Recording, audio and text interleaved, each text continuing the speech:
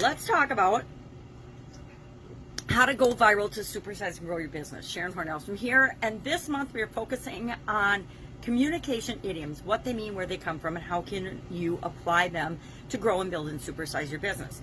Today's go viral, you'd think it would be invented and would just have been around since the internet, because a lot of times when we think about going viral, we think about a post or some content or a story becoming very popular very quickly online. Think of music videos that get 10 million views.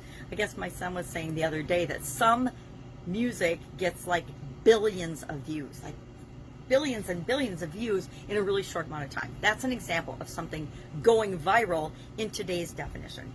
But I found it interesting to know that the term to go viral was popular back in the 1980s. It was actually invented by marketing managers who decided that it would be a good idea to rely on customers to spread the word about new products and services as they were being launched out into the marketplace. And they started using customers and sharing information in ways before the internet. We used to still share information and communicate things by helping videos, and back in the day of VHS and recordings. Remember being involved in a network marketing company in the 1980s where we handed out little recordings, little cassette tapes, as well as VHS tapes, and then it became CDs, etc., to people before the internet was invented. And now on the internet, it's so easy to share video clips and things that go viral, meaning they get a lot of views, a lot of attention. Anything that gets a lot of attention very quickly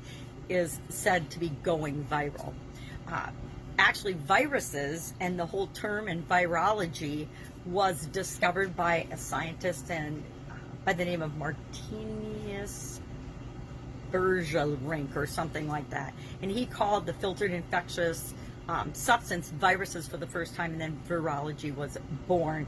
And now we're all very familiar with viruses. Think of the COVID pandemic. That's an example of a virus. The flu virus, the cold virus.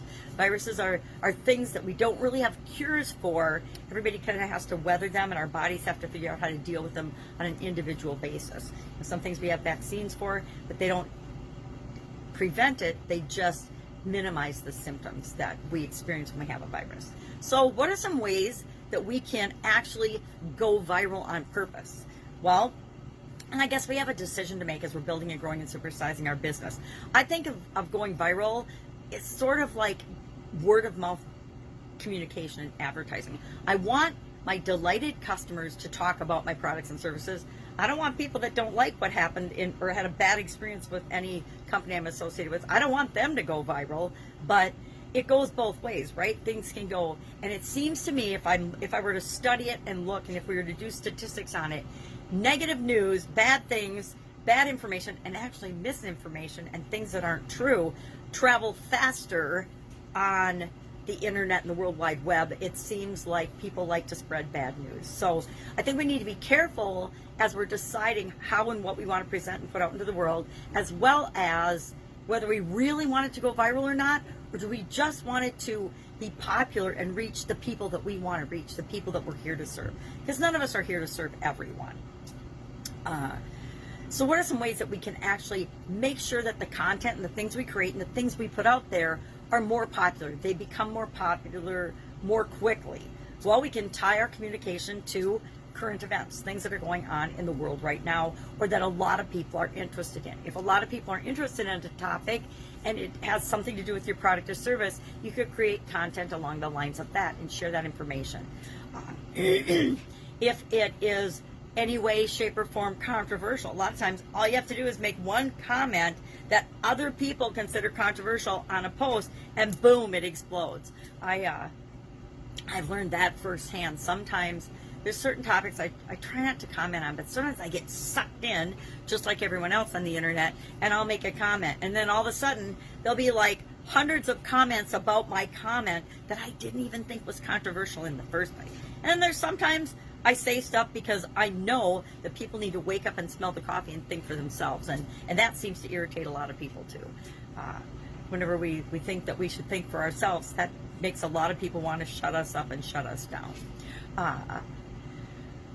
Connect with influencers. I learned a concept called the Dream 100. We're always looking to connect and build relationships with people that have similar interests as us, or that serve the same customers as us, or that we can help in some way, shape, or form with our products and services. So connecting with other influencers, connecting with people that have access to the people that you want to reach is a great way to have your content and your information in your company and your business grow faster and become more popular.